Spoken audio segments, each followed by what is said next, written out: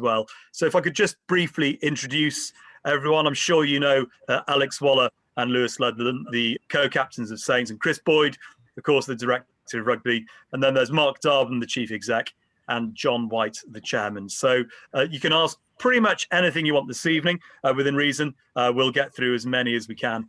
So let's kick things off and go live to the Batcave and say hello to Alex Waller.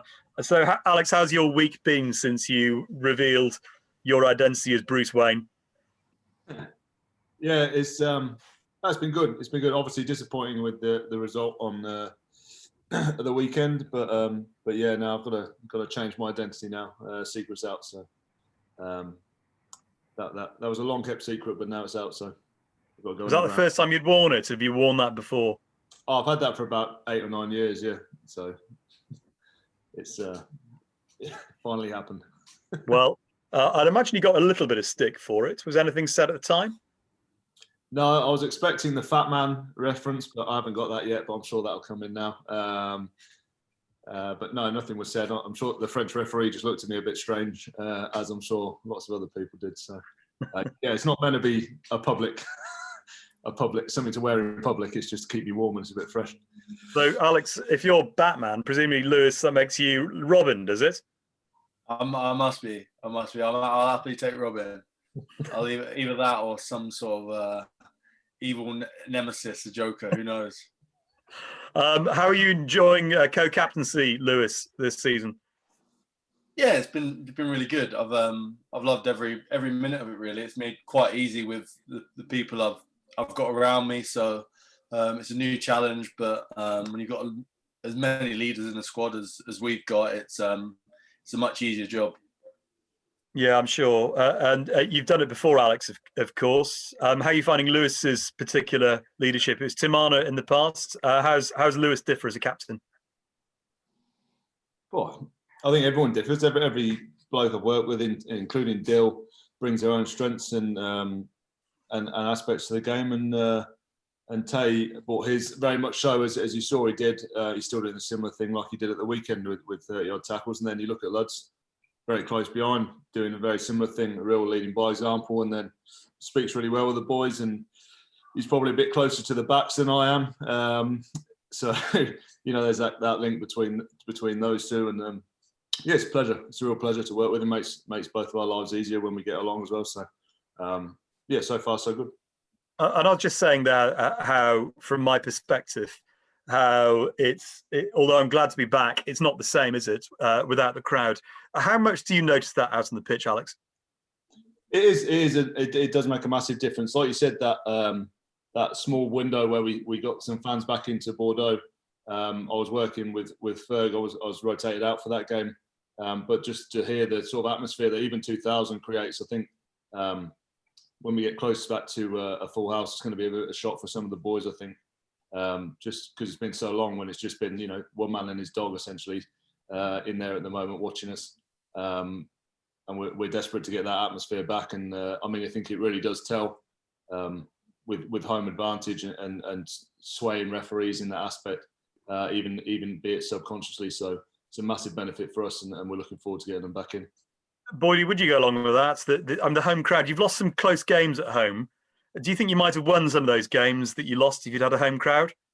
Undoubtedly, and I think the clubs that have missed their crowd the most, or their support the most, are the ones that have the best level of support. And Franklin's Gardens, when it's full, is as good as any place that I've ever coached a team. And I miss it I miss it a heap.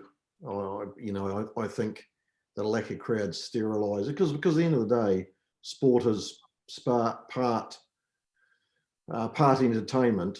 But the theatre of it is nothing without the crowd. Yeah, and I suppose for you coming over to Northampton, you've been here obviously a few years now, but that's part of the selling point, wasn't it? Coming over to experience the passion that I suppose English rugby brings. Certain clubs like Saints and like Leicester and Gloucester, that's part of the selling point, part of the appeal for you, wasn't it? Oh, 100%. And as I say, the clubs that have the best support, and we'd be right at the top of that tree, have missed it the most. you know, there are clubs that don't have a huge support base that probably haven't missed it as much, but I can't wait for the day that we get some people back in. Mark, talking of crowds, then there's been several questions on this, so let's get straight into some of the questions coming in. Then, quite a few people are asking simply, when do you expect supporters to come back in? I mean, the guidance is May, isn't it? So I think you've got 2 games in May. Is it Exeter and Wasps? Is that still the target, still the expectation? Yeah, absolutely. So according to the latest roadmap that we've had from the government, from I think it's the date is the 17th of May, there's going to be restricted capacities let back into sports stadia. As you say, we've got Wasps and Exeter, so 2 great games. But based on what we know right now, and the guidelines are sort of moving around a bit as they have done over the last year or so, but based on what we know right now, we think we'll be allowed about 4,000 people back into the ground. That doesn't sound a lot. You know, when in normal terms, we have close to 9,000 season ticket holders. And our capacity's, you know, 15,000. But it was amazing, actually. We had 1 game back in November where we had 2,000 people in, and even that made a real difference. So we're excited. You know, plans are afoot to make sure that we bring people back safely, and there'll be some more information going out on that in due course. But hopefully at least 2 games this season with a crowd, and then at the moment we're planning on full capacity from the start of next season, which is incredibly exciting. And I was there, obviously, for that 2,000, the night you had 2,000 in. Someone else asks about the safety measures that you bring in. Was that like a trial run? Do you have to do additional measures for 4,000 as opposed to 2,000? Not really. It's more of the same, to be honest. So, you know, some social distancing, mask wearing, lots of hand sanitizer, all the stuff that people are becoming accustomed to more broadly. We are, you know, bringing in some further changes just to support all of those measures. So, you know, we're trying to move away from the use of cash at the ground and go to cashless payments, which are often a bit quicker and easier for many people anyway. So we'll have some supporting measures in place, but it's more of the same that folks will have seen at the game we had with 2,000, and also, you know, similar to the measures that we're now seeing as shops reopen and other walks of society come back online. And in terms of how people get tickets, will it be the same as before then? Season ticket holders get priority? Yeah, absolutely. So, you know, I'm sure we'll touch on this multiple times this evening, but we're incredibly grateful for the support we've had from our fan base. It's been incredible throughout the pandemic, and I know John would like to touch on that. And one of the things that we did in rolling people's season tickets forward to next year is ensure that they have priority access to these games with reduced crowds. So we'll be coming out with instructions soon, but it'll be a similar process. We try and get as many people as we can in over those first couple of games, and then hopefully back to, you know, full working order from September time. Well, let's bring John in. John, sorry, you said you wanted to say a few words. I completely cut you off. You wanted to start off with a few words to the supporters, didn't you? No, don't worry, Graham. I'll get my chance to get a few words in. But I think the point that Mark just made there about, you know, what's been incredible from where I sit, we've had so many challenges along the way. And when we spoke last May, when we had the previous forum, you know, I think in the back of our minds, we were thinking, well, we've been through the worst because we'd had a lot of pain and a lot of issues to sort out, which I won't go into again. But nevertheless, it felt as though perhaps we could look to some easier times as we got into the summer months and the autumn.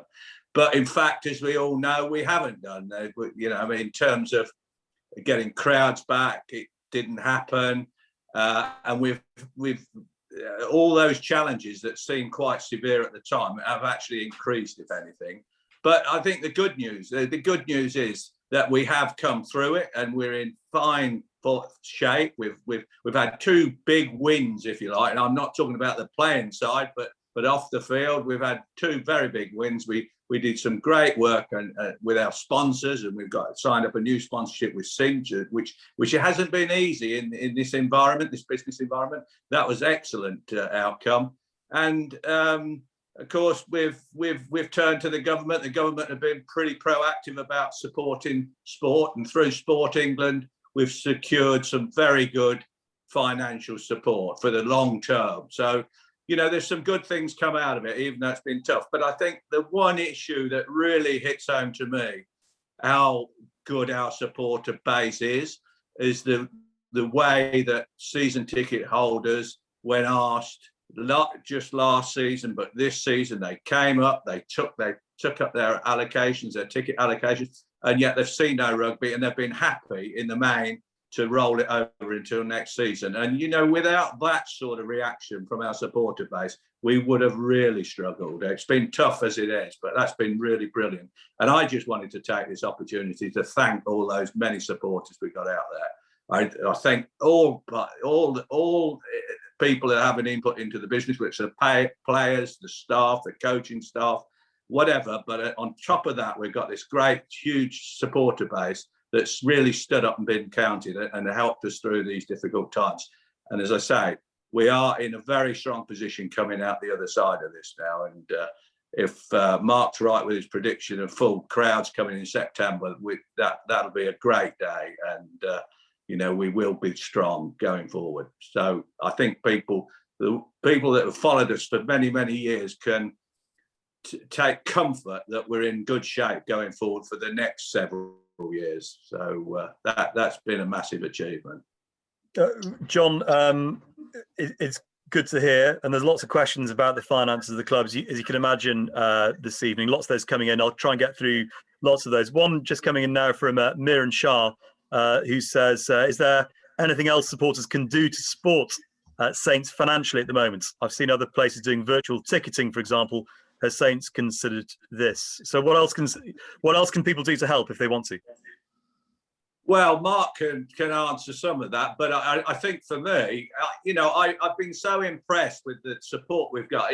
It would be difficult for me to suggest anything else. Yes, of course, our finances have been stretched, so any support we can get. But I think we need to earn that now going forward. And you know, I don't think we should be expecting supporters to do anything more than they have done and hopefully will continue to do, which is support our club to the extent that they already have. Mark, I don't know whether you want to add a bit more to that. Yeah, I agree with that. We've obviously been looking at some of these other initiatives, virtual tickets and other things that folks have done. I mean, right now, as John says, the thing that will make the biggest difference is people coming back through the doors as soon as they're able. You know, it'd be great to have people back. That makes a huge difference to what happens on the pitch. And we're excited to see people return. And when they do return, yeah, it has a big commercial impact for us. So we're asking for what people have done in the past. Come back through the doors. As soon as we're able to open them, you know, get your shirt, have a beer, come and have a great day out, see some great rugby. And we very much look forward to that. I think, as I said last time, Graham, one thing that, you know, I really am looking forward to myself, which is a similar sort of thing, is I want to be standing there in Franklin's Garden, perhaps 2 hours before kickoff, and just watch people drift in and take up their seats till we get a capacity crowd. And that, I love doing that anyway. On most match days, I'm there early just to watch the crowds arrive, and I can't wait for that to happen again. And hopefully September it will. Has all the CVC money been spent? A few people have asked this, Mark. Well, without the CVC money that we had as a result of CVC buying a stake in our league, you know, almost 2 years ago, we would be in a very different position right now. That's for sure. I mean, John's touched on the scale of the challenge. You know, to bring that home to people in a normal year, we're about a 20 million odd pound revenue business. The pandemic has probably created a 13 to 15 million pound revenue hole. That translates into somewhere between 9 to 11 million pounds of profit. So this thing has had a dramatic impact on us. And of course, we've mitigated that impact through a series of strong actions. You know, our playing group, all of our staff have taken salary cuts. John's touched on the massive support we've had from our supporter base and our commercial partners, our box holders. We've had to manage our cost base really, really carefully. We've benefited from some of these government schemes, the furlough scheme in particular. We've tried to be as innovative as possible to bring new sources of revenue into the club, despite there being restrictions on lots of our activities. And all of that has helped, for sure. But without a significant chunk of cash that we had in the bank as a result of the CVC transaction, we'd be in a very, very different place. So we have had to rely on that cash to help us, navigate these turbulent times. And the reality of our position is that we've gone from a model of having some cash in the bank to having some debt on our balance sheet, which isn't something we've had significant levels of in the past. But as John said already, that support we've had, particularly from government, has meant that we're well set up for the future. So we've been able to weather the storm. We can now make a really effective plan to come out of the other side. But the makeup of our balance sheet has shifted a little bit as a result of what we've gone through. There's more questions about the business of the club, which I will get to. Some of them are so complicated, I don't understand them. So I'll throw those your way shortly, Mark. But this is for Mark and Boydie, really. The question from Sean is, has COVID altered the future team strengthening plans? It's in two parts. Are we now investing in youth more, or can we expect marquee signings? Well, firstly, has it changed the strategy then? Chris, do you want to go? Yep, okay. I think currently where we sit, my understanding is that we have pretty much the smallest senior squad in the competition. We have the youngest squad in the competition, and we have the most English squad in the competition. And I think they're all of those things we're proud of, and that was a part of our strategy. But at the end of the day, we're only proud of them if it equals performance. So number one priority for us is performance that gives us outcome, and we're not there yet. But I think the ability to grow, we're a development club, not a contract club. So of course there'll be times when we think we have a hole in our roster that we can't fill from our homegrown players, and we still will have some marquee players, I'm sure. But our preference is to be homegrown, English, young, high potential is our mantra, really. Do you think this will have an impact across the Premiership? Do you think other clubs will maybe rethink their strategy then from that perspective? I think what's happened, Graham, is that everybody's squads have gone down, and you have to supplement, that's your senior squad, you have to supplement your senior squad with your academy. So our ability to have academy-based players that can be legitimately be good enough to be your number 3 or number 4 in a position saves you an incredible amount of human resource and financial resource. And I think that's the way it's going. That's the way it's going to continue to go. So I think bigger academy and smaller squads is definitely, the mantra for this period of this league. Have you noticed that, Mark? Is this the sort of thing that you discuss, or John, with other clubs? There's definitely been some movements. A lot of people obviously relate this to the salary cap. The reality is the salary cap's only one sort of important metric. It's clearly a critical metric because you don't want to spend more than you're allowed. We've seen the consequences of that play out in the not too distant past. But actually, there are some really interesting movements in relative spend between the clubs and obviously in absolute spends. So, take a couple of teams, London Irish and Bristol are good examples. They're now right at the top of the tree in terms of their absolute spends. Historically, we've always been in the top half of spenders. Our ambition is to remain in a similar place. Our absolute spend is dropping a little bit, partly related to the pandemic and partly because of our ambition to be successful on the field and return us to profitability. And as Chris says, we've got to be smarter about the way we spend that money within the squad. But what's interesting is that the pandemic has had a big impact on the playing budgets for some teams. So there have been some quite aggressive cuts in some of the others. Wasps, Harlequins, some others are definitely reducing their spends going into next season. So it's going to be really interesting to see how that plays out in terms of performance.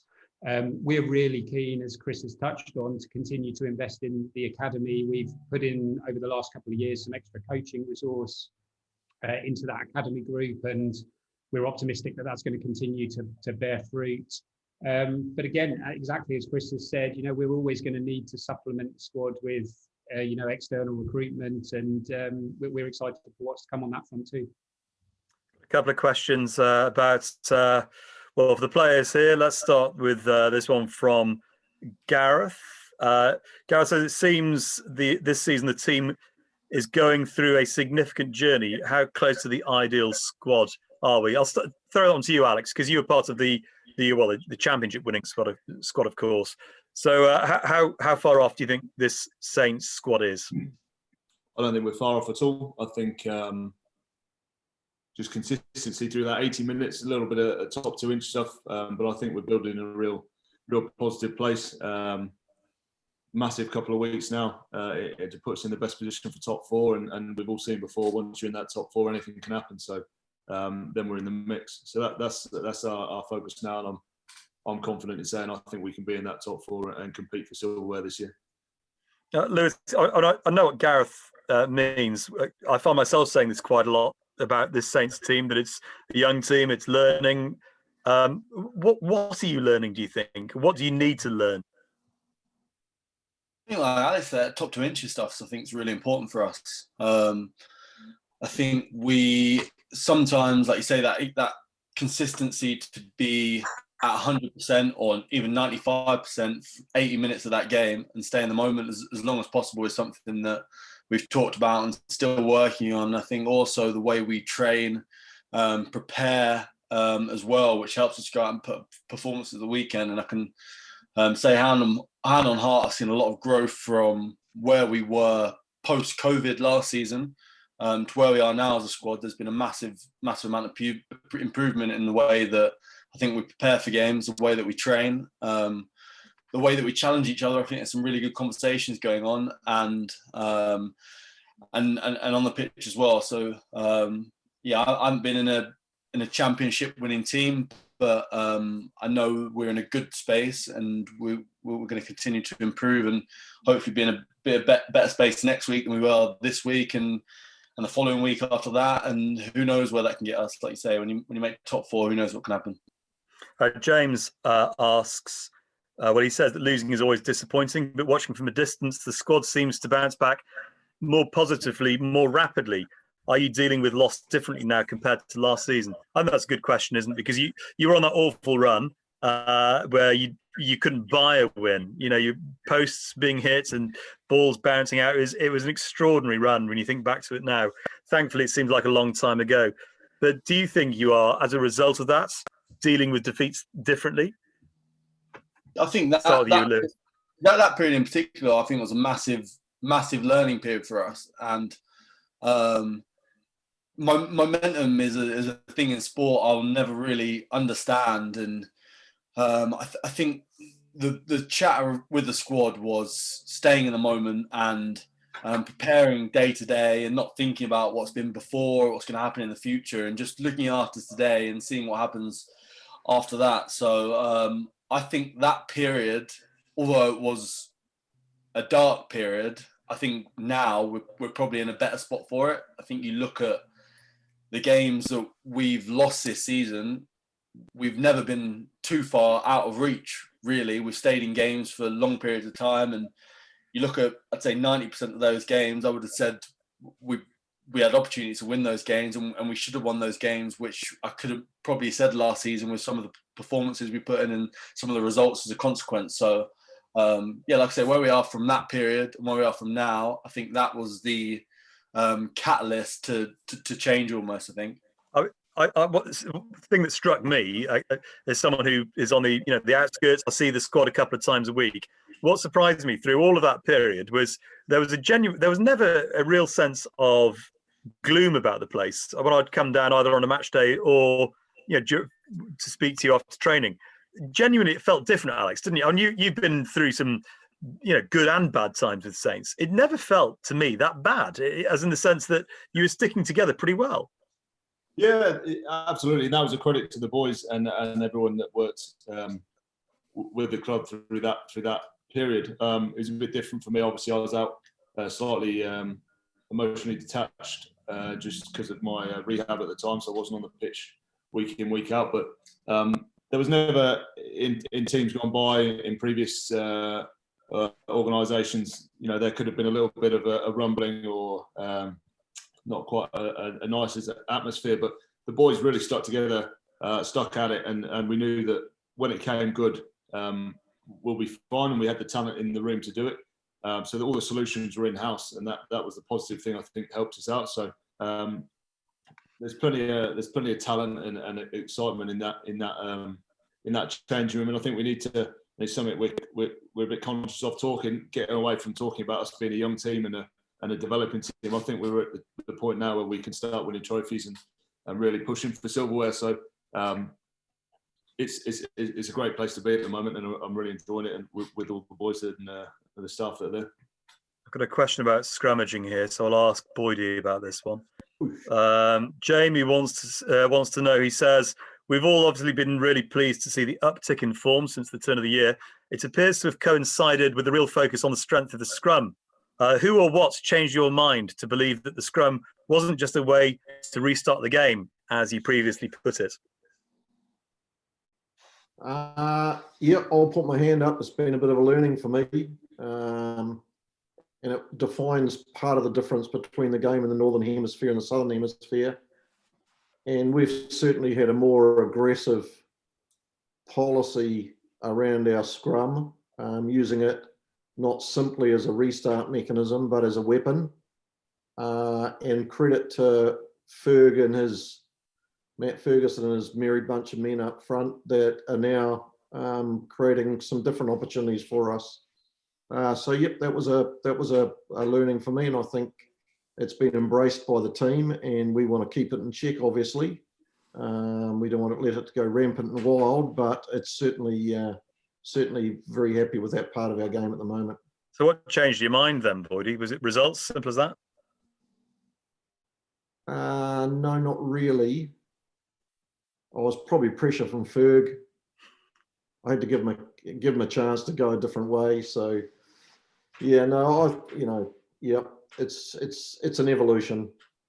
And I mean, look, anyone who's had an opportunity to talk about scrummaging with Ferg, I mean, he will talk about it all day long. It is quite incredible. But he also talks about it very articulately for laymen, doesn't he? That I can understand what he's saying.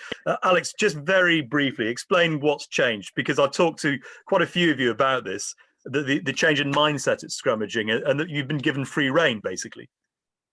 Yeah, in a nutshell, so, you know, in seasons gone by, it was an area for us to just restart the game, get the ball in, ball out, and let aspects of our backs do some work. But this season, especially, we've taken the approach to be a little bit more aggressive. Now, that's not going to work every time, and occasionally you're going to come off the other end of the wrong end of the stick of the referee, because some of the calls are 50-50. But the way that we train and the way that we approach the scrum is still very similar to what it has been. But like you say, when those opportunities are there, or there's a small gap, we've been given license to attack those, and it seems to be paying off at the moment. And hopefully we're changing the perception of us as a pack, where we were a couple of seasons ago and where we've been evolving to. I think this has always been the end game where we've wanted to get to. So pretty happy with how it's going at the moment from everyone within the pack. Like, obviously the front row get the plaudits and think it's and very few of them. But when it's a whole 8-man thing, it's a full buy-in. So the second row is the back rows, Luds and his boys. It doesn't work unless those boys buy into the system as well. So it's been a great effort from the pack. Paul asks a good question. Paul Edmonds says, how tough has it been for the development of young players and those returning from injury without a Wanderers team this year, without a Wanderers team for quite a while? How difficult has that been? Well, Boydie, I mean, look, there's Bedford has been a really beneficial link, isn't it? Do you want to talk a little bit about how you're finding developing players at the moment? I think the Bedford arrangement has been fantastic for us. We're averaging about between 9 and 12 players in the playing 23 for Bedford on a regular basis, which means that the guys that are not lucky enough to play for the Saints, the 23, particularly our youngsters, are getting a good level of football as well. And it's one of the biggest challenges that this country, and in fact all countries across most sports, find. How do you because you can train as much as you like, but at the end of the day, they've got to find a platform to play on so you can help them grow and develop, particularly around their decision making and their skill execution under pressure. And Bedford's been wonderful for that. So it's worked. I think they've been very pleased with the way it's been going. It's pretty hard on some of those youngsters. They train with us on a Monday, Tuesday, and a Thursday, and they go to training with Bedford on a Tuesday, and a Thursday night. So it's a well-beaten path, but they know that it's a critical part of their development. So yes, there's no Wanderers League, and it looks perhaps next year that the PRC with the Old Anglo-Welsh potentially is going to be played in the autumn international window and the Six Nations window, and I think that'll give another mechanism for us to give game time for our young players. So it just gives us such a good link, and it's been great. Yeah, it's a really important link, isn't it, Mark? And well, John, you'll know from your playing days, Saints and Bedford have always gone together until Saracens came in and muscled in, but they were always the East Midlands partners, weren't they, really? And this is a really mutually beneficial arrangement. Bedford are really pleased about this as well, aren't they? Yeah, I think, I guess the first chat started between myself and Jeff Irvine, who's the major owner at Bedford, who I've known for a number of years. He used to be a Bedford AF player, and I was a Kettering player in those days. Yeah, it started with a chat about it, and it always seemed sensible to me. They're the best nearest team to us. And, we did have a good relationship. I don't know what happened. I don't know the history behind it, but it sort of went badly off course, really. And so to get it back on track is brilliant. And I'm delighted when I hear, like Chris say how fantastic it's working, because that's what we wanted.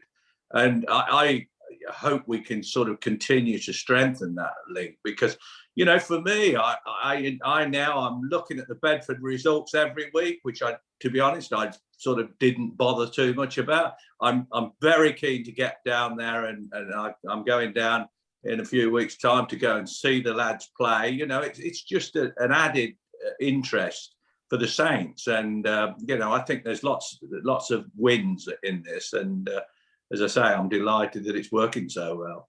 Yeah, Goldington Road's a fun place to go and watch rugby as well, isn't it? Lewis, you played Moseley, was it, in Coventry? So you understand the importance. Rotherham as well, was it? Yeah, Rotherham as well. Yeah, been out Coventry, Rotherham, Moseley. Yeah. So how important was that to your development?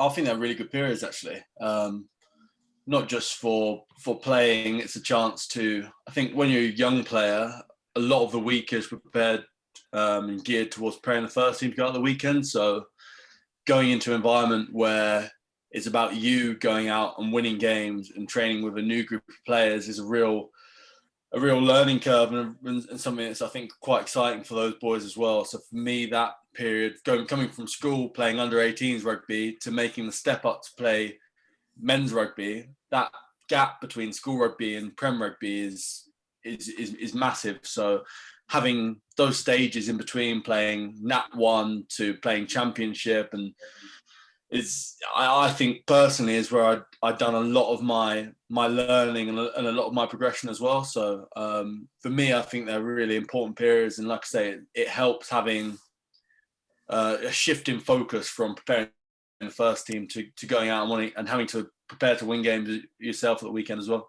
And you've unearthed a few gems over the years, haven't you, as a club, from the Championship, and you've got a couple at the club now. It's still possible, isn't it, to find those players, Boydie, who are playing in the Championship, who can make the step up. And Tom James is a good example, isn't it? And he's impressed everyone this year. Yeah, no, he's been a good acquisition from Donny, and I think it's particularly for the forwards. It is a bit of the championship's a bit of a more for forwards than backs, the way it gets played by a lot of sides. But yeah, it's been invaluable for us, and we'll continue to look for some little gold nuggets. We've got a Oyston Heffernan has come to us this year from Nottingham, and I think he's going to be a good player for the future too. So yep, we just keep sifting away. Shieldsy does a good job in that space, trying to identify external gold nuggets that have been discarded by other people, and Tommy Freeman, as an example, was let go by another club because I didn't think he was going to be good enough. So that was a very long time ago when he was at school, but yeah, there's always some opportunity. So while we're talking about the championship, Mark and John, I think you can probably know where I'm going to go next, because quite a few people have asked, including Ian and Tim. So where does the club stand on ring fencing? Should we talk about that? So the rumours today, I think it's the Daily Mail, wasn't it, ran a story about 4 years potentially. We know it's going to be 1 year. Where does Saints stand on this? Well, I think if I go first, I'm sure Mark can add a lot more detail to it. But I mean, overall, it's relegation is not going to happen just for this year at the moment, despite the speculation in the press today. But if we go further out, does it make sense? Yes, I say it does. It quite definitely does financially. Clubs have been overspending and got themselves in a bit of trouble. And the threat of relegation has become most severe. And I think we have to be recognised that through the pandemic, the gap between championship and the elite level is widened. And so there's a player welfare concern there as well. And I think, for me personally, I hope we get it sorted. I don't think it'll be a situation that promotion will be barred or not attainable, but it's got to be teams that are financially well supported and have a decent stadium, good following, all of those things. There will be requirements going forward. That's what I hope happens. And so, we'll never say there won't be any further relegation or certainly there'll be promotion. I mean, the league could go to 14 teams, something like that. But I think we need to explore that for the good of every club that's around, and even for the grassroots rugby, because we need good professional teams to drive the rugby world worldwide, really. And so, I think it's good for everyone without sealing off the league completely. So I hope that's the outcome. As I say, Mark's been very close to all the discussions going on as well. So, Mark, you might want to add a little bit more, but that's my general position on it. I think you covered the main things there. I'd agree with that. It's an interesting one, right? As a sports fan, I quite like the drama of relegation.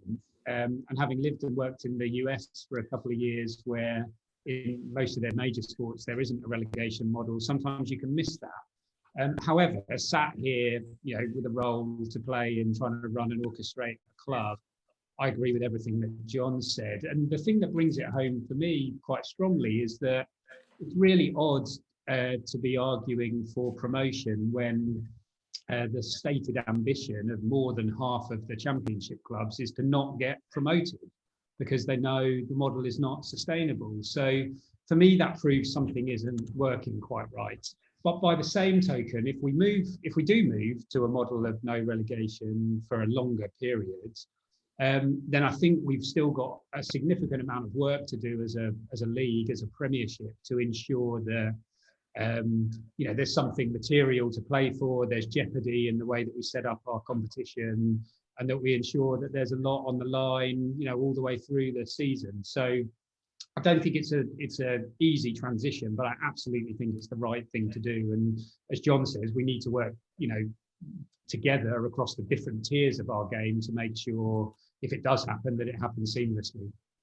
I think beyond, whichever way this goes, they'll always be maintained in the ability for ambitious clubs to make it to the top. And I think that's very important that we leave that door open. But, you know, for me, I have actually watched rugby a long, long time. And, you know, the game today is so exciting. But the worst games to watch are the ones that are too one-sided. And I just question teams from the Premiership going back down to the Championship, going and win 50 points to nil every week. What good that does to anybody. And so I think we've got to make sure that the teams remain competitive. And one way of doing that is to actually not have a threat of relegation and the income that would lose. Boydie, you don't really understand this fuss about relegation promotion anyway, do you, from New Zealand? I understand why the TV want it. I understand why people get hooked in around the drama and theatre that is relegation. You know, whether it be football or rugby, you know, there's often as much focus on the bottom one or the bottom three as there is on the top one or the top three. With my coach's hat on, if you're talking about, if you're in the RFU and you're talking about development of young English players, if you're purely looking at it through the lens of development of young players, then if you get relegation, it's going to give far more opportunity for clubs to grow and develop their youngsters safely without the threat of dropping through the bottom, through the floor. So, and I think probably you'll get a better quality of rugby across the league with that noose taken away. But I understand the theatre.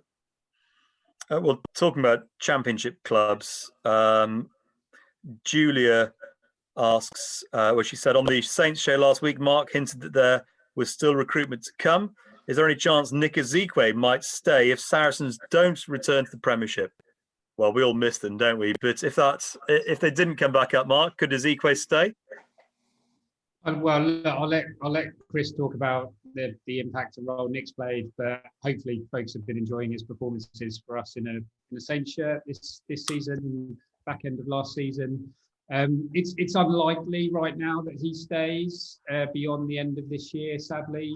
You know, when he came to us on loan, Sarri's also signed him up on a long-term agreement. I think Nick's really enjoyed his time here, but I think Saracens are very keen to have him back. You know, let's see what happens if they didn't come back up. But I think it will be challenging for us to keep him, you know, given his contractual position at Sarries. Boyd, he's made an impact though, isn't he? Yep. Yeah, he played well. Played well for us, and you know he's a good footballer. We haven't this year. We haven't once had a situation where all our locks and all our loose forwards are available fully. That hasn't happened once this year. Would be extremely interesting if that was the case, where the selection might go. Nick obviously can play in the second row and the back row, as can Courtney Laws. So we're well blessed in that space, and it would be very competitive if everyone was fit and available. But he's done a good job for us, and complements, you know, Lewis and Tamana Harrison, you know, who are different players. They complement them well, and you know, we've got Carl Wilkins coming from back to Northampton, and he's a similar type of player to Nick, and you know that gives us a better balance. So, yep, we've enjoyed him, but we knew at the time we took him on it was a 1 year gig, and I think if Saracens didn't get promoted, I think we'd certainly perhaps ask the question. But let's see how we go. It's been quite annoying about how nice he is as well, isn't it? I didn't want to like him, given that he came from Saracens. But Alex, he's a really nice bloke. He's a bloody good player as well. Is it strange having a Saracen in the squad? You know, a wolf in the hen's enclosure, as it were. Well, we're certainly not hens, Graham. But no, he bought in straight away as soon as he came in, and that's a credit to him. He brought into our culture and the way we do things, and he's contributed massively on and off the pitch. And he certainly has to Nick Autorak's car bill. He's his personal Uber driver at the moment. But yeah, he's a great bloke, and he's been a great addition to the squad. And like I said, if the opportunity arose where Saracens didn't come up, I think the squad will be happy to keep him, and we'll be sad to see him go when he does. But there'll be no love lost when we face each other in different shirts come the following season. And whatever you might think about Saracens, their winning mentality, their culture is very, very impressive. And Lewis, have you gleaned anything from him about that mindset? Because that is what I admire most about Saracens, that dogged determination to win. Yeah, I think you look at the way he trains, and you look at how hard he is on himself and others as well. It shows the environment he's come from, and I think he admits himself it's been a learning environment coming here as well, where at Sarries it is very regimented and it's done this way, and if it's done any way different, you get in a slap on the wrist almost. Where I think the focus at Saints is culture is very much okay. Training is a opportunity to try things and grow as a player as well. So I've learned from him his mindset and the environment he's come from, but he admits himself he's learned a great deal from coming into the Saints environment as well, which I think has been good for him. On a purely technical question, do you have to, assuming he goes back to Saracens next year, will you have to completely change all your line-out calls? I think he's sworn to secrecy, isn't he? I'm not sure. That's one for Phil Dowson, but I'd hope he wouldn't Judas us and take any calls back. But you never know with these Sarries boys, do you? Mark, here's a good one for you. What happened to the TV Fly on the Wall documentary? Yeah, good question. It's still in discussion. I mean, we're very keen to do something like that at the club. And we've had some discussions with some agencies and a couple of production houses. In the end, we were in the market talking to people about this right when the pandemic struck. So to be honest, we haven't been blessed with ideal timing, but it certainly hasn't gone off the agenda, and we'll revisit it at the right time. We're actually in a discussion right now around a slightly smaller scale sort of documentary piece with one or two of our players, which may come to fruition. So lots of stuff like that in the pipeline. Still eager to get it over the line, but we're not there yet. I just sold the film rights to the life of Lenny Newman, so I'm in the same boat, Mark. I know it's tough times for us. Right, so agreed to pay to ship them on, did you? Yeah. Exactly right. Yeah, it's a Netflix special coming your way. Chris Hobson and Gary Fitton ask about kit. Can supporters be involved in the design to increase sales? This is a good one. This comes up quite a lot, doesn't it? Supporters' input in designing the kits. Who wants to take that one? I'm happy to, and the others can chime in.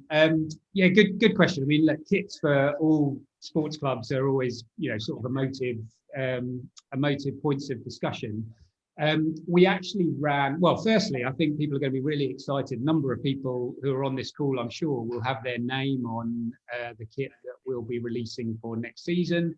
So all the season ticket holders that were in a position to and kind enough to donate their funds when the pandemic struck have their name on the away shirt from next season. I actually saw yesterday the proof of the physical proof of that shirt. It looks absolutely fantastic. So we're really excited to reveal that in due course.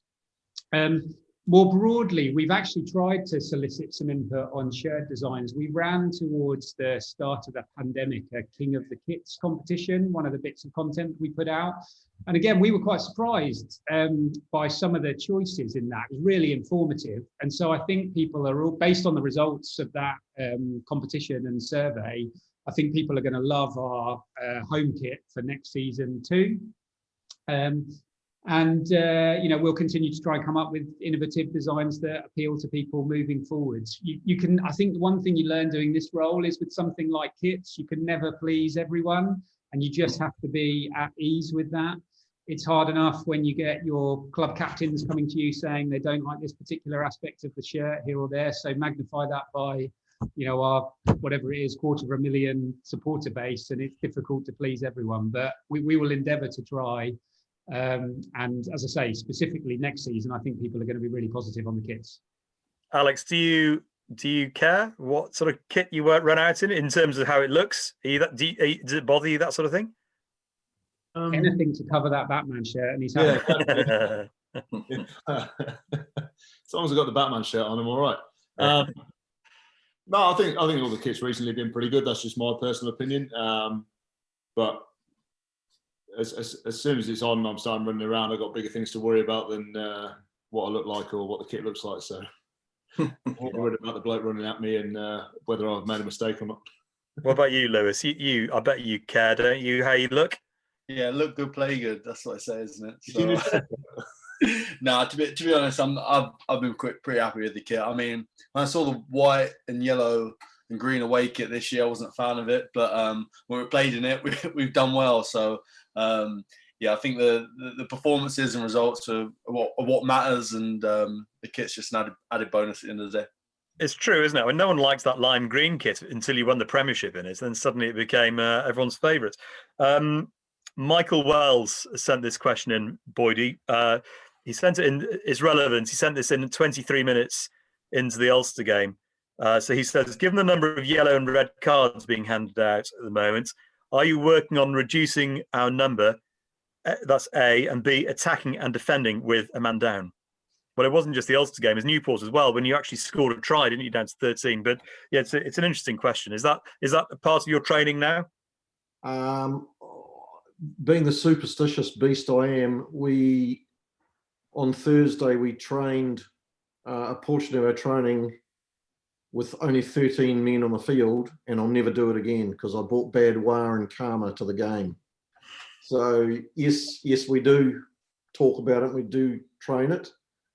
But I think all you need to do is to be philosophically aligned. But the trickiest thing is particularly around scrum defence. If you've down a couple of guys, whether you need to go short one on the scrum, even if you're one down, do you go short onto the scrum?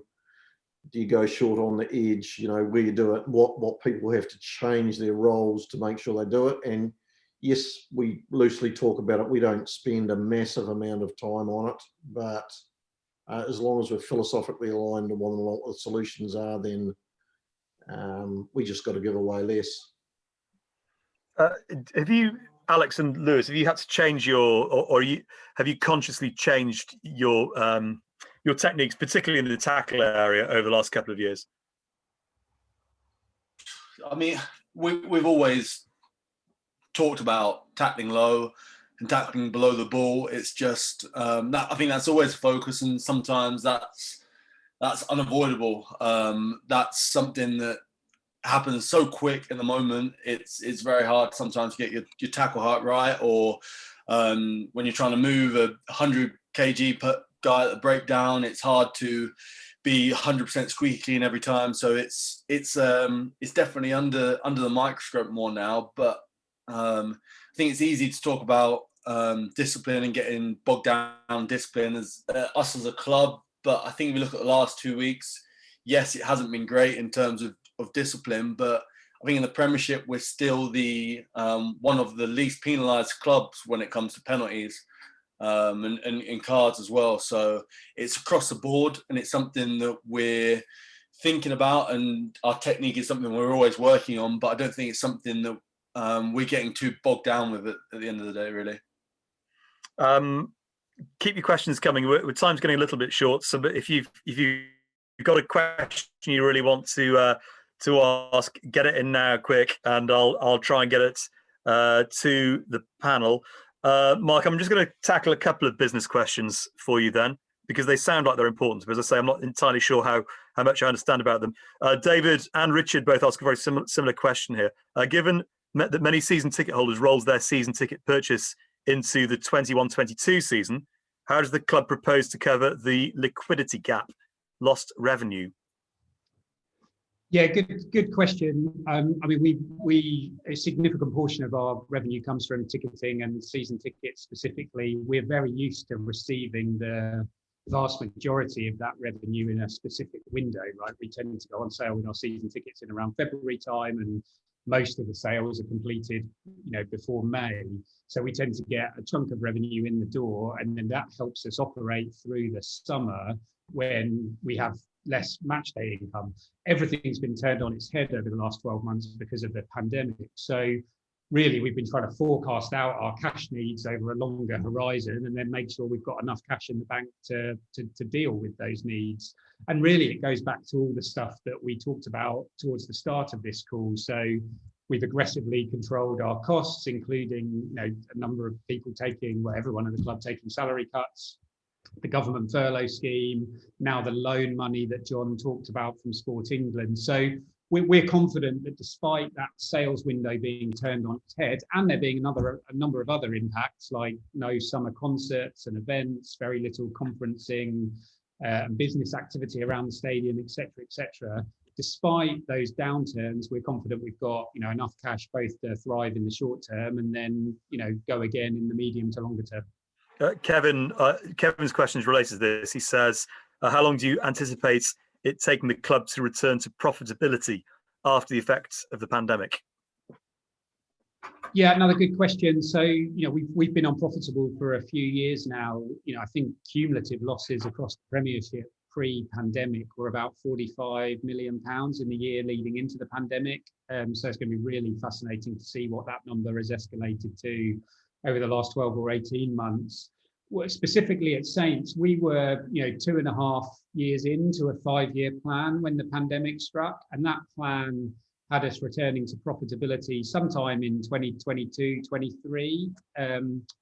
Now, clearly, again, that plan's been turned on its head a little bit given what we've been through, but we remain really optimistic in our underlying strategy. In fact, 2.5 years in, we were £500,000 or so ahead of that 5-year plan, which when we laid it out, we thought was incredibly stretching. So, we need now to return to our strategy, get people back in the doors and focus on accelerating our way out of the pandemic, really. So it will have had an impact. It will have caused a delay, but we're optimistic about our ability to rely on the things that we've been doing and navigate our way through that turbulence.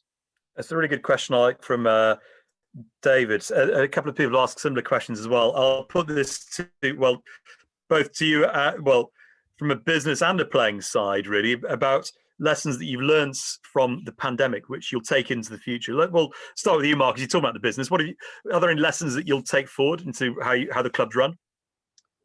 Yeah, I think so. I mean, I'd start with a couple of things that we wouldn't want to repeat. I'm not sure anyone's enjoyed having swabs stuck up their noses 2 or 3 or 4 times a week. We certainly haven't enjoyed the lack of crowds. That's already been touched on. But I think there are some good things to come from the pandemic. Alex and Chris have talked about the culture across the club. I think that's really stood us in good stead as we've had to navigate some really difficult conversations. I won't embarrass Alex and Lewis too much, but the way they have operated as leaders across our playing group and helped the club as we've had to go to that group and all the other staff and say, we need you to do what you're doing on less money than we told you we're going to be earning. It's been remarkable, really. And Alex in particular, representing the club with the Players Association more broadly, has done a great job in helping us navigate those challenges. And so I think the things we've learned around our culture are really, really important and stand us in good stead.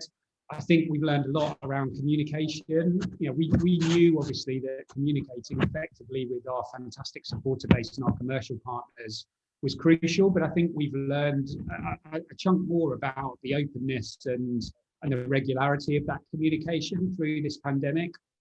And then I think the focus on innovation. We've tried to do some things differently. We've taken a few chances, quite frankly, through the pandemic, most of which have ended up working. And so embedding that thinking into what we do, both off and on the pitch moving forward, I think is going to be really important for us. I'm sure Chris and the others will add to that.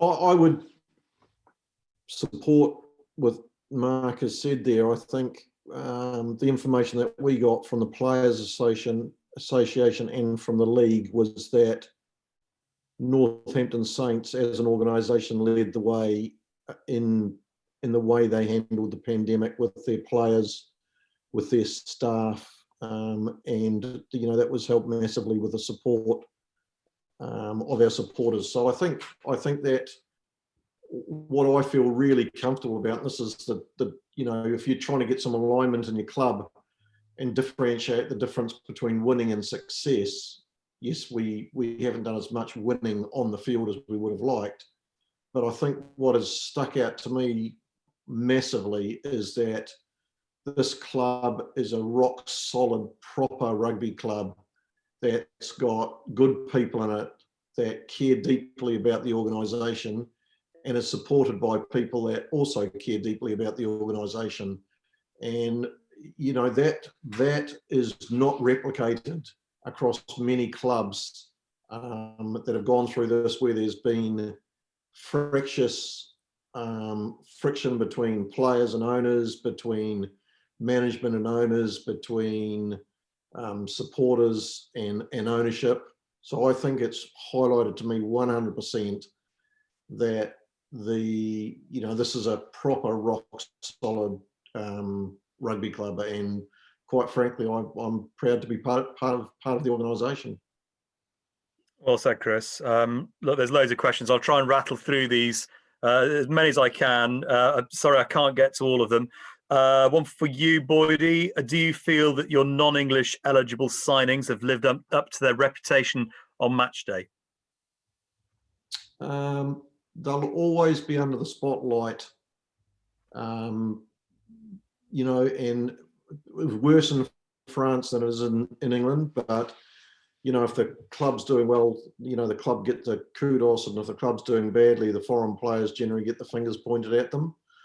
I think we've got a mixed bag there. I don't think that all of our foreign players have reached their potential, and so we talk internally about trying to get our performance curve as close to our potential as we can, and the difference between the level that you're currently playing at and your potential is the performance gap. Now, some of those players haven't played as well as I would have hoped. Some have played better, and we've just been lucky that across the board, where one person struggled with form, then somebody else invariably has stepped up and done a decent job, and that's what teams are all about, really. So no, I'm not 100% satisfied with anything that's going on in the rugby at the moment, and the output from the foreign players needs to be better, as does everything else. Fair answer. A few questions about the academy, which we've touched on tonight, Chris, but we haven't really got into it. And you just announced a new intake of academy players as well. Well, I'll go to Kirsty's question. Kirsty from Saints and Sinners, which is a Facebook group. They sponsor a player every year from the academy. So she says, who should they sponsor next season from the academy? So I suppose that's a roundabout way of saying, who's the one you're really excited about? I think that the 5 boys that have come into the academy this year as first yearers, I think all of them are capable of playing 100 games plus for the Saints. I have a strong feeling that all 5 of those boys are going to be keepers. Strong feeling. So if you had to pick one for them to sponsor, Boydie?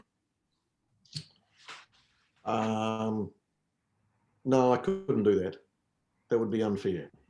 I'm going to sit on pick a name out of the hats then. Okay, pick a name out of the hat. J.P. Garside. Okay, Garside, there you go.